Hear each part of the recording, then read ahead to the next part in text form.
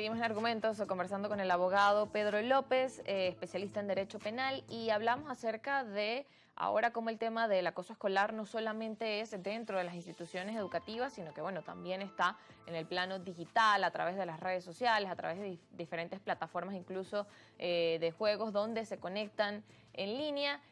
Cómo también trabajar esos cambios que ahora vemos en la sociedad, donde el acoso no solamente es en el ámbito físico, sino también en digital, desde el plano de las leyes y también esas reformas que hacen falta implementar.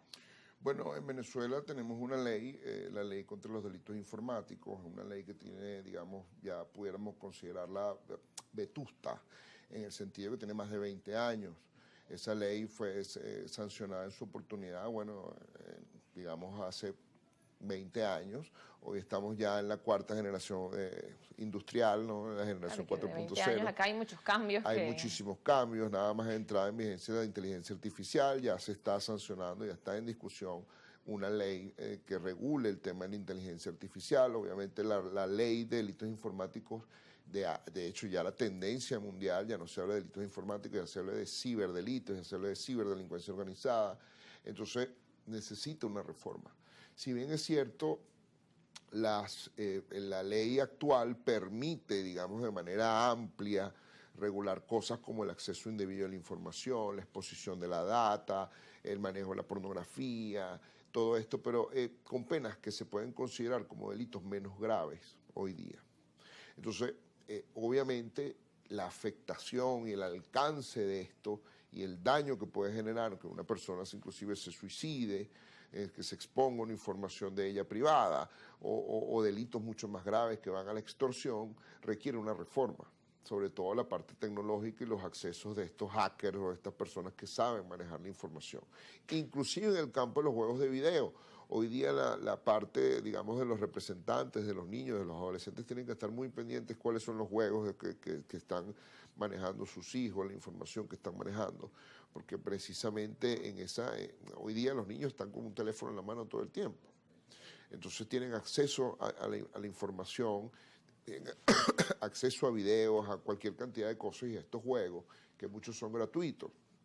Y vamos a decirlo así, nada es gratis.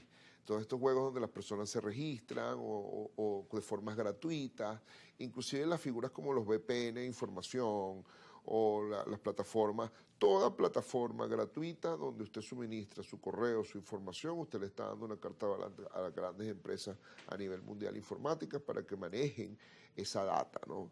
Por eso es que es muy importante, a veces hay inclusive aplicaciones, es preferible pagar la aplicación o utilizar una aplicación, digamos, que pueda ser regulada. Hoy día todos estos juegos tienen controles parentales, inclusive las televisoras tienen controles parentales, las plataformas de películas tienen controles parentales, pero bueno, es también deber de los padres estar pendientes que están jugando sus hijos.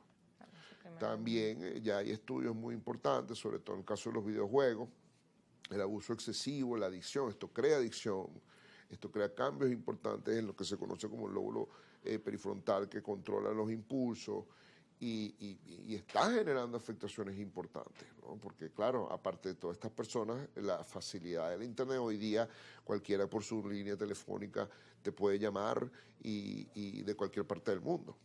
Entonces lo mismo ocurre en este tipo de conexiones. Entonces ahora con la figura de los VPN o antirrastreadores, las personas pueden mandarte mensajes diciendo que están en un país y están en otro. Entonces sí se requieren unas reformas legales que impongan los avances tecnológicos, porque la tecnología, si bien es cierto Venezuela, bueno, el tema regulado, el tema de las criptomonedas, hoy estamos hablando de la regulación de la inteligencia artificial, pero también la ciberdelincuencia debe ser algo que debe ser avanzado en nuestro país, regulando nuevas normas que incluyan pues estos nuevos patrones de la delincuencia y las personas que tienen estos comportamientos erráticos pues a nivel mundial. Claro, y que como decía, bueno, en estos casos también de ciberacoso no solo abarca a niños, sino que también abarca a una población de adultos. Ahora, en la dinámica también dentro de las instituciones escolares, ¿hasta qué punto también allí debe influir o de alguna forma, cuando hay un caso de acoso escolar, cuáles son los pasos a seguir, hasta qué punto allí interviene el Ministerio Público? No, el Ministerio Público tiene obviamente el deber de intervenir, ¿no? Sobre todo los hechos, estos hechos ocurren siempre o en los entornos dentro de las instituciones y externos, ¿no? hay un deber de corresponsabilidad importantísimo de las personas que están encargadas de la educación de los niños, lo que son las maestras directamente, que están dentro de los profesores, en las áreas, las directivas de los colegios, y tienen el deber de resguardar. Fíjate que han habido casos, por ejemplo, que hay niños que tienen ciertas conductas. El deber ser es que estos planteles llamen a sus padres, los pongan a capítulo, manden a los niños a evaluaciones psicológicas, como la mayoría de los planteles cuentan con sus psicólogos, y hagan informes, porque esto tiene que ser preventivo. Estas son cosas que se pueden prevenir, estas son conductas que van dándose progresivamente. Claro, ya cuando vemos la agresión es como el punto Claro, final claro, de mucho tiempo claro. de existir el acoso y abuso de otras formas Claro, también. y eso puede generar sanciones, inclusive la expulsión de estos niños, de estos adolescentes por esas conductas erráticas. Pero entonces hay un deber de responsabilidad y de seguimiento por parte de los planteles educativos. Que ahora, si el plantel educativo no está pendiente de lo que está ocurriendo con los niños, no está pendiente de lo que está pasando con sus adolescentes, ocurren hechos de violencia y se hacen la vista gorda, no llaman a los padres, no notifican las irregularidades. Entonces son temas donde ya ellos incurren en responsabilidad penal, porque ellos tienen un deber de garante mientras esos muchachos están en la institución. Y a veces no ocurre dentro del plantel, a veces los muchachos van a un viaje educativo o van a un paseo a un museo y ocurren estos hechos también. Entonces siguen estando los muchachos bajo la responsabilidad de estos planteles educativos, de las autoridades de estos planteles educativos, y ellos tienen responsabilidad. Entonces, pero es un deber también de seguimiento, o sea, es un deber donde todas las personas que son parte de este sistema educativo tienen que ser vigilantes, tienen que estar atentos de todas estas circunstancias y notificarlas con rapidez y no dejar que pase tiempo, porque hay las omisiones en este caso. Recordemos que pues la Ley Orgánica de Protección del Niño y Adolescente tiene la figura de la comisión por omisión. En materia de niños, el omitir genera responsabilidad penal. O sea, no, yo no hice nada, sí, pero si su acción al no hacer generó el hecho, porque si usted hubiera hecho, el hecho no hubiera ocurrido. Entonces, esta comisión por omisión genera un castigo igual como si hubiera cometido el delito la persona. Eso por eso uno ve en esos casos donde de repente fallece un niño por responsabilidad, de repente un descuido del padre, pero yo no le hice nada, sí, pero usted tenía que estar pendiente de su hijo, usted es un deber de garante. Entonces el padre termina siendo sancionado por su omisión. Y lo mismo ocurre ante los sistemas educativos, porque ellos tienen un nivel de garante contractual, por supuesto, por una relación, en este caso específica de un contrato, vamos a decirlo así, de ingreso del niño de protección al colegio, pero ellos tienen el deber de responsabilidad mientras el niño esté bajo su cuidado, el niño o el adolescente esté bajo el cuidado del plantel educativo. Entonces, esto es muy importante tenerlo claro y preciso, porque sí, y en este caso, bueno, el Ministerio Público ha imputado ya a autoridades de planteles precisamente por esa omisión, porque son cosas, ya cuando ocurre una agresión que pone en peligro la vida, porque entendemos que este bullying tiene varias modalidades, hablamos de bullying psicológico, hablamos de bullying físico, de bullying sexual, de cyberbullying, es decir, el bullying social, que es sumamente importante para el tema de los adolescentes. Entonces, todas estas circunstancias realmente generan importantes responsabilidades por parte de los planteles y pueden ser detectadas a tiempo. En ese sentido, ¿cómo evalúa que en Venezuela los planteles educativos considera que, bueno, tienen quizás la formación, las herramientas o con todos los casos que hemos visto como para poder llevarlos de manera correcta? Bueno, habría que ver cada caso y cada manejo de cada plantel educativo, ¿no? Porque también influye la estructura interna y la organización de cada uno de ellos.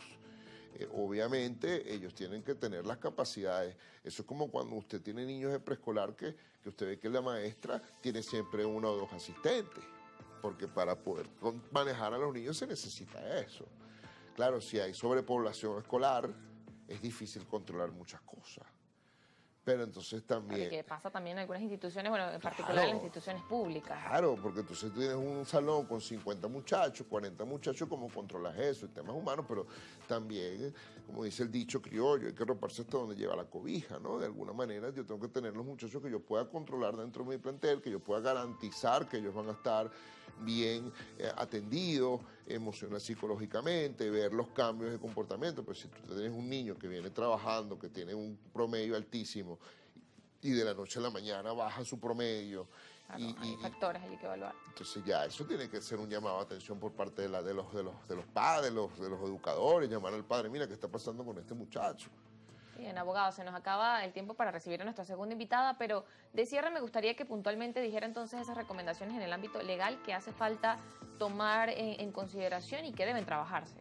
Bueno, si está un plantel educativo y ve estos cambios, lo primero es hacer un llamado a los padres, poner a ese niño en evaluaciones psicológicas, psiquiátricas, en el peor de los casos, dependiendo de su comportamiento, a los fines de determinar un problema de base, porque al final estas cosas a veces son casos de reedición de conductas violentas que ven en el hogar, que es muy lamentable. Entonces yo creo que todo empieza en casa y el deber de los padres estar pendiente de las cosas que ven sus hijos, de sus cambios de comportamiento.